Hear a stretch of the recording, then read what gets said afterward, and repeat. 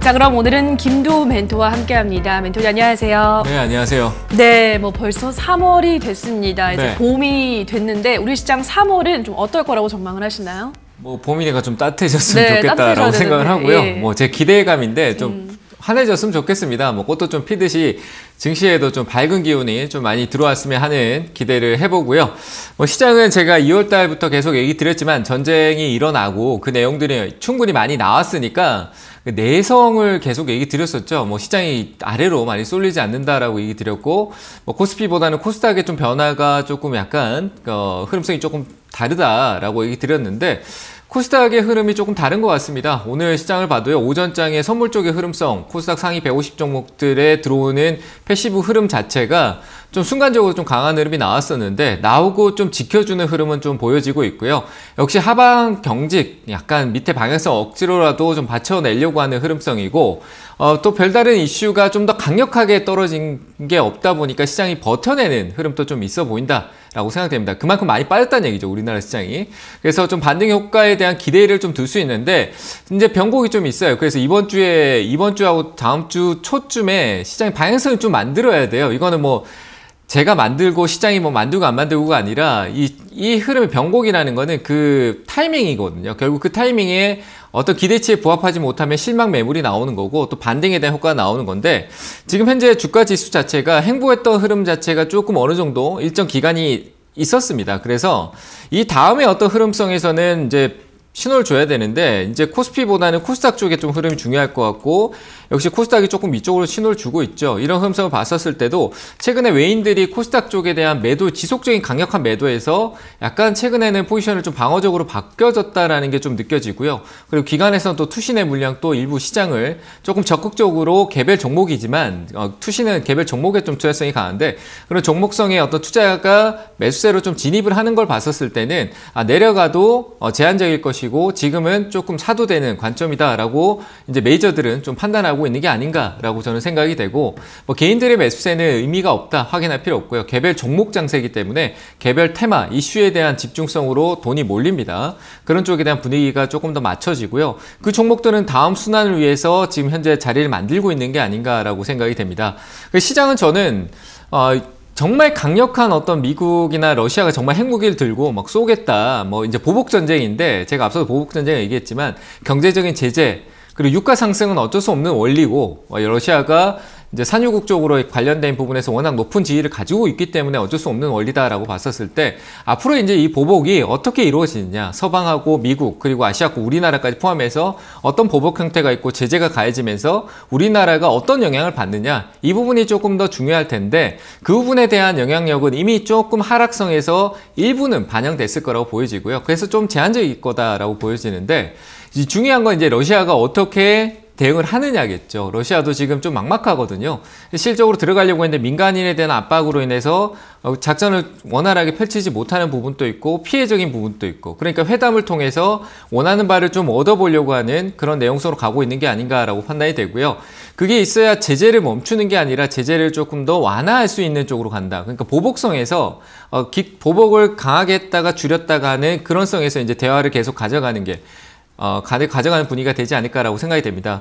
증시는 결국 지금 소외됐고 많이 빠졌던 바이오나 게임주 오늘 약간 반등성은 있었습니다만 안 좋은 소식이 있었죠. 근데 그 부분을 떠나서 이제 반등이 좀 있었던 부분들이 나오고 순환이 좀 생길 수 있는 전제를 만들고 있다. 그래서 저는 바이오 쪽에 어떤 셀트리온 쪽에 볼 수 있는데, 코스닥 쪽은 셀트리온 제약의 변동성을 좀 봐야 될 것 같은데, 셀트리온 제약이 굉장히 중요한 위치에 있는 것 같습니다. 이 자리에서 셀트리온 제약이 상승으로 간다라는 분위기가 아니라 셀트리온이 방향성을 조금만 잡아주면 바이오 쪽에 대한 업황 분위기 자체가 달라지기 때문에 반등이라는 어떤 일정 신호, 그러니까 실적으로 한 5%대, 6%대만 상승을 보여줘도요, 이 시장 분위기가 순환될 수 있는 구조로 잡혀질 수 있다. 코스닥이 조금 더 탄력 있는 흐름, 그러니까 일부 종목 다른 전체적으로 순환되면서 올라올 수 있는 이제 초입이 될 수 있다라고 생각이 되니까 이 셀트리온 바이오 쪽에 관련된 흐름성을 보고 좀 판단해 보는 것도 나쁘지 않아 보이고요.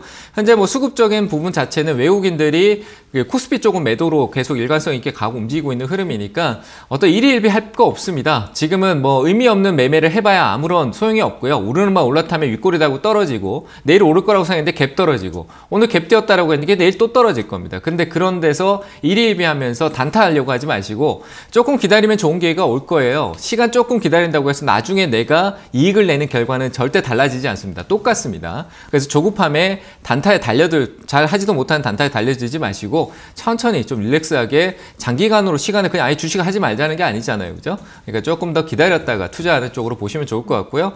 바이든이 오늘 연설도 있었고 그리고 회담이 또 오늘 있죠. 2차 회담이 또 있으니까 그런 결과 또 확인하고 그리고 금리 인상에 대한 부분까지 확인하고 가도 절대 늦지 않다. 충분히 확인하고 저가 매수를 노리거나 아니면 시장이 돌아나가는 거 확인하고 가는 전략으로 오늘 또 역시 저는 관망입니다. 지루하더라도 기다릴 땐 기다려야 된다라고 의견을 드리도록 하겠습니다.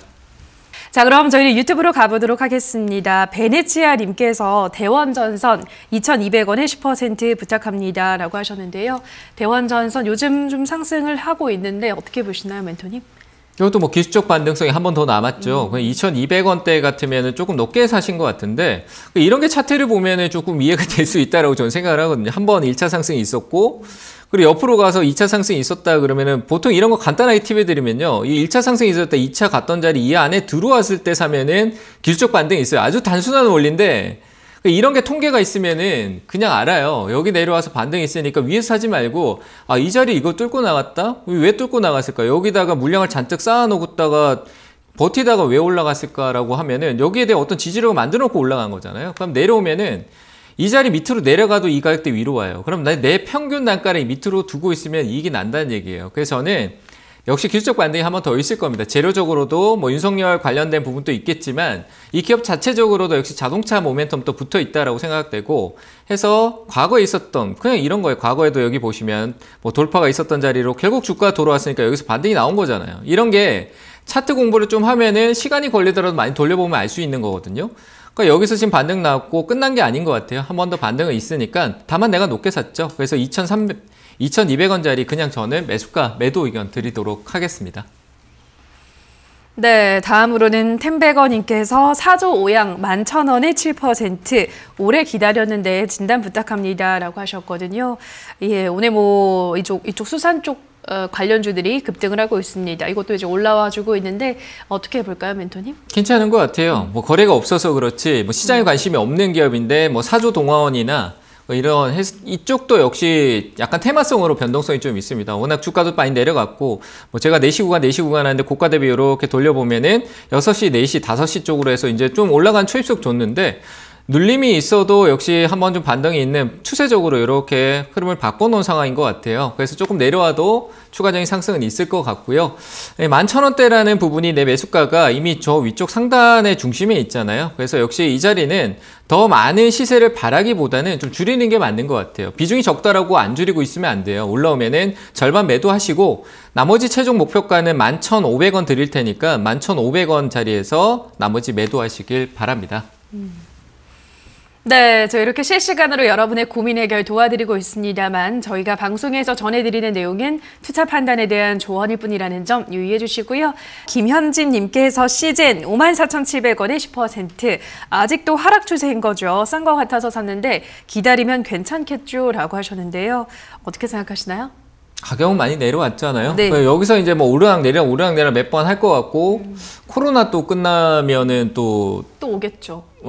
뭔가 또 있을 것 같아요. 네. 일단 뭐 방역 패스 중단했고 뭐 여러 가지 내용이 있다 보니까 참 애매하네요. 이거 지금 위치 자체도 그렇고 돈은 버는 건 확실한데 뭔가 재료적인 게 자꾸 이슈에 따라가다 보니까 이슈 없이는 못 가니까 이게 좀 아쉽고 가격은 일단 괜찮으니까요. 좀 짧게 보세요. 이걸 뚫고 나간 이슈는 그래 크게 안 보이니까. 근데 한 번에 죽지는 않을 것 같아요. 한 57,000원대 정도 매도 의견 드리도록 하겠습니다.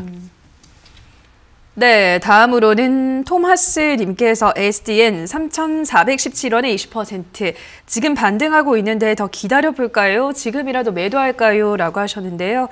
요즘 뭐 워낙에 대체 에너지 관련주들이 올라가면서 태양광 쪽도 요즘 힘이 좋은데 어제 오늘 그러니까 요즘 흐름이 굉장히 좋잖아요, 멘토님. 네. 더 가져가 볼까요? 한 2,500원에서 2,700원 사이 정도? 요 가격 안에 한번 들어와서 여기서부터 저항을 받을 것 같아요. 그러니까 가격만 좀 기억을 해 놓으시고, 오를 때 가만히 있으면은 내려가서 또 다음 대응이 안 돼요. 태양광이 나중에 또 좋고 뭐 하고 올라올 수는 있겠지만, 지금 이때 올랐을 때 줄여놓고, 만약에 여기서 다시 떨어지면 아마 새로운 돈을 또 넣을까 말까 고민할 거거든요. 그러니까 저는 한 2,500원에서 2,700원 사이 정도 가격에 이 자리가 저항입니다. 위쪽에 봐도 딱 저항으로 보이는데, 이 가격대 안으로 진입하면요, 비중을 줄이세요. 비중을 가지고 있는 거에 한 20%, 30% 줄이시고 나중에 또 한 번 더 체크해 보는 게 좋을 것 같고, 나머지는 그냥 올라오면은 충분히 한 3,000원대까지 가니까 3,000원짜리에서 또 대응을 봐야 되겠죠. 그죠? 너무 깊게 내려갔던 부분들이 있으니까요. 단계별로 올라올 거예요. 일단은 저는 한 2,500원 위쪽에서 비중만 한 20% 줄이고 다시 한 번 더 전화를 주시거나 상담 또 해주시면 좋을 것 같아요. 2,500원대 비중 가지고 있는 거에 20% 정도만 일부 약간 약손실 확정 짓고 좀 부담을 덜어놓자, 이렇게 얘기 드리겠습니다. 네, 다음으로는 윌리님께서 LX홀딩스 9,900원에 5% 매수가까지 올 수 있을까요? 모멘텀이 없는 것 같아서 팔고 싶어요 라고 하셨는데요. 일단 또 지주사이기도 하니까 LX홀딩스 괜찮을까요? 멘토님 팔까요? LX홀딩스가 매수가가 9,900원인가요? 900원. 이거 반등 기다렸다 그냥 파시면 되겠네요. 1,500원 목표가 드릴 테니까요. 이거 분석할 게 없을 것 같아요. 그냥 주가 흐름 자체만 보고요. 어떤 회사가 어떻다 저떻다라는 분석을 할 필요가 없을 것 같아요. 그냥 LX그룹 자체의 어떤 내용성에 대해서 반영이 됐다 안 됐다 하지만 크게 좌지우지할 것 같지는 않다라고 생각이 돼서, 앞서 있었던 흐름도 그렇게 강력한 흐름도 없고, 거래도 원활하게 숨통 트이듯이 막 이런 시장에서 관심을 끄는 것도 아니기 때문에 그냥 가격 줄 때 느리다는 얘기예요. 아까 삼성생명하고 다를 게 없어요. 그래서 강한 이슈가 안 나오는 이상 급등이 안 나옵니다. 그래서 저는 한 300원대 정도, 10,000원 위쪽에서 매도 의견 드리도록 하겠습니다. 네, 다음으로는 이번에 하이로님께서 바이오니아 75,000원에 5% 고점에 물려서 포기하고 있습니다. 추가 매수 가격 알려주세요 라고 하셨는데요. 진짜 크게 물리셨어요. 멘토님, 어떻게 하면 좋을까요? 아니, 포기했다라고 하면서 추가 매수를 왜 하시려고 하시는지 모르겠네요. 마지막 희망의 끈. 일단 비중이 안 크니까 이거 안 끝났어요. 안 끝났고 이거는 한 번 더 반등을 줄 수 있는데, 저는 이걸 어떻게 사라는 얘기는 없이 5만 원대 정도까지 반등 여력이 있다. 5만 원 선에서 정리할 수 있는 방법을 좀 강구하시는 쪽이 좋을 것 같고요. 시간이 더 걸려서 지금 최근에 밑에 이 저점을 이탈하지 않는다라고 하면은, 전 시간이 좀 더 걸리면은 한 번 더 위로 올라올 것 같아요. 근데 현재 상황에서 올라올 수 있는 거는 5만 원대 부근인 것 같아요. 그 가격에서 비중을 줄이시거나 아니면은 어느 정도 대응을 해줄 수 있는 전략을 짜셔야 될 것 같아요. 그래서 저는 반등이 5만 원까지 있다 정도만 의견을 드려보도록 하겠습니다. 네, 다음으로는 맛님께서 에어부산 2,150원에 30%. 에어부산 날라갑니다. 곧 매집 정황 포착이라고 상담이 아닌 것 같은 메시지를 보내주셨는데요. 아무튼 에어부산 어떻게 보시나요? 세력이신가 보네요. 네, 저는 그런 거 모르겠고요. 일단 올라갈 수 있겠죠. 네. 항공 쪽에 대한 기대감 아직 살아있고, 코로나에 대한 부분들이 있고 쌓여있는 것 같아요. 한 2,700원까지 한번 급등 한번 나올 수 중저가 항공 쪽 관련된 기업들 한번 시세 나올 겁니다. 왜냐하면 이 반등에서 이슈 못 받았어요. 근데 주가가 천천히 올랐죠. 그 말은 시장에 관심을 안 받고 자리만 맞춰놓고 나중에 이슈 한번 받을 거 기다리고 있다라고 저는 생각이 되고요. 그냥 세력의 심리를 한번 이용해봤습니다. 이 질문 주신 분의 심리를 한번 생각해봤는데 2,700원 정도까지 강한 시세 한번 나올 수 있으니까요. 그 자리에서는 매도 의견 드리도록 하겠습니다. 네, 자 여기까지 오늘도 많은 분들의 상담 도와드렸습니다. 오늘도 한 분 한 분 꼼꼼한 상담 도와주신 멘토님과 먼저 인사를 나누도록 할게요. 멘토님 고맙습니다. 네, 감사합니다.